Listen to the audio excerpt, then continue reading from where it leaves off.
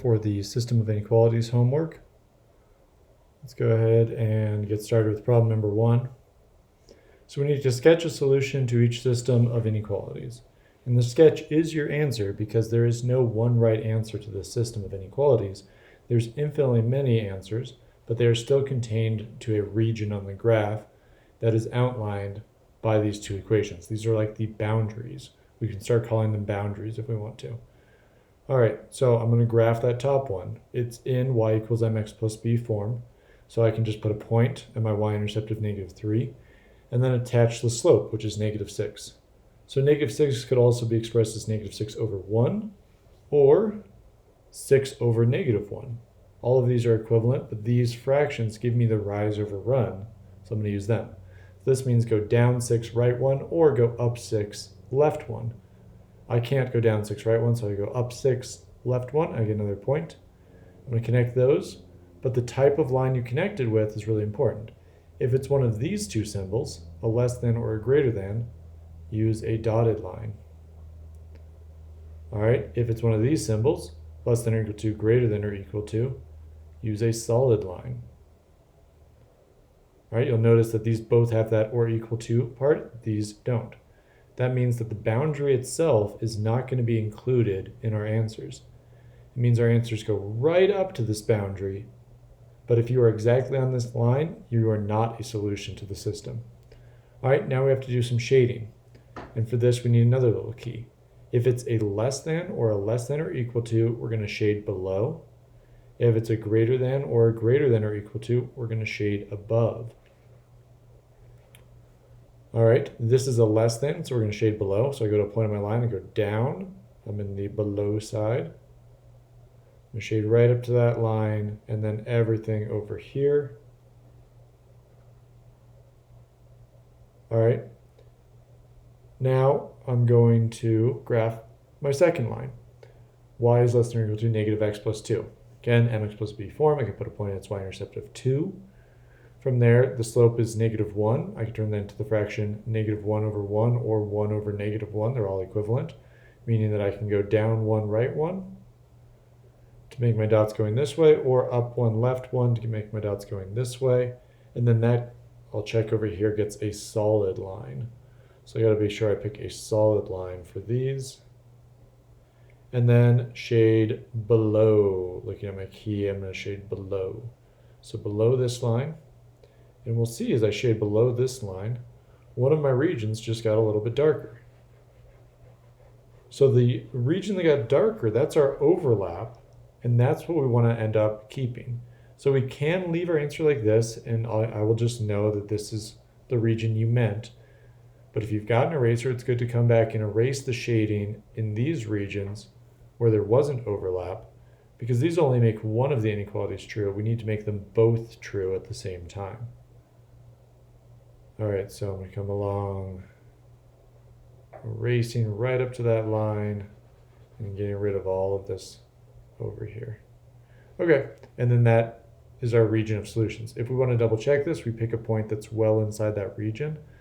Like I'll pick -3, 0 is well inside this region, and I plug it into both to make sure it balances. So let's see, is 0 less than 18 minus 3, 0 less than 15? Yep, that checks out. Is 0 less than or equal to 3 plus 5, 5, or 3 plus 2 is 5? Yep, that checks out. So we've picked the right region. We're assuming we put those lines in the right spot. Okay, let's try number 4 that has these fractions. Same thing, put a point at the y-intercept. Slope is -5 over 2, so I could go down 5, right 2. Doesn't fit on the graph, so I could also go up 5, left 2. And those are all the points I can fit on the graph. I'm going to connect those up with a dotted line. I'm then going to shade, it's a less than, so I'm going to shade below. Switch it over to blue for this one. All right, and that is how I graph that inequality, which is an important skill for this class as well. You need to be able to graph just one of these.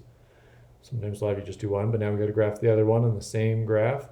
point at its y-intercept, attach the slope,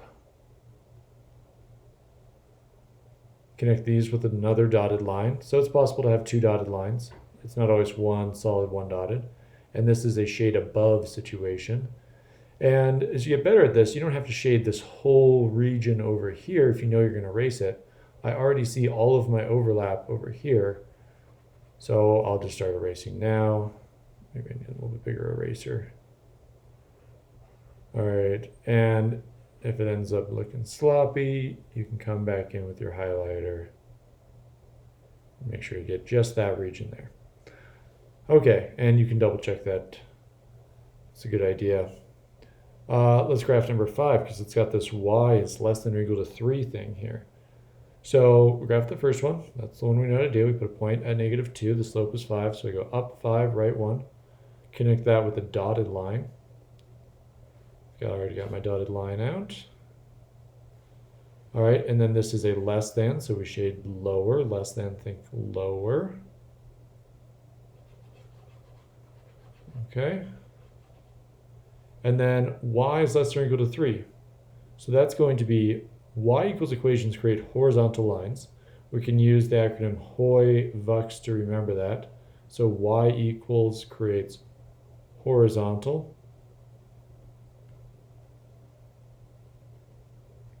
All right, and they have 0 slope. That's what the O is for. So, and it's going to cross the y-axis at 3. So that's the very first point I put is right at 3. And then I attach a horizontal line to that point, which has a slope of 0. I'm not going up at all as I go over.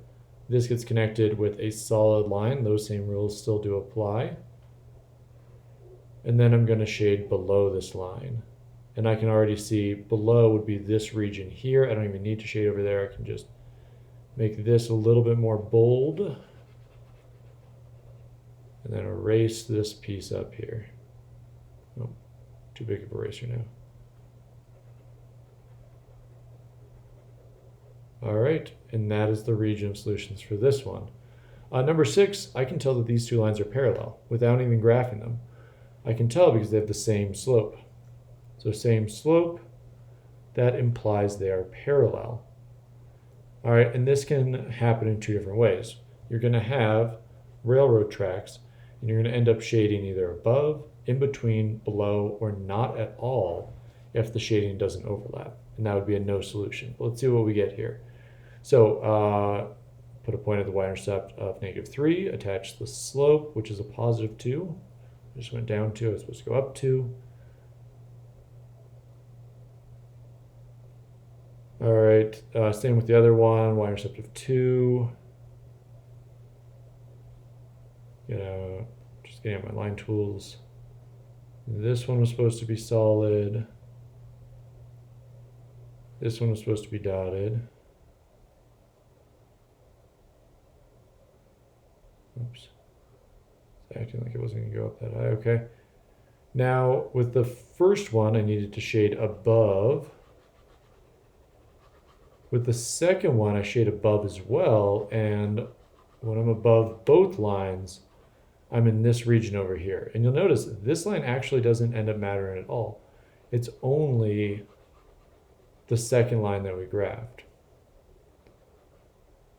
So what that means is that if you're above the second line, you're automatically above the first line. So we didn't really even need that one at all. It's not part of our graph in any way. But I still like to see it there, so I know that you did it right. Okay. There's a quick peek at the answer key. Be sure you're trying these problems before you're looking at the answer key. I grade work, not the correct answers. So I want to see the shading. If you have to convert anything, do that off to the side. And that concludes this video. Have a good rest of your day.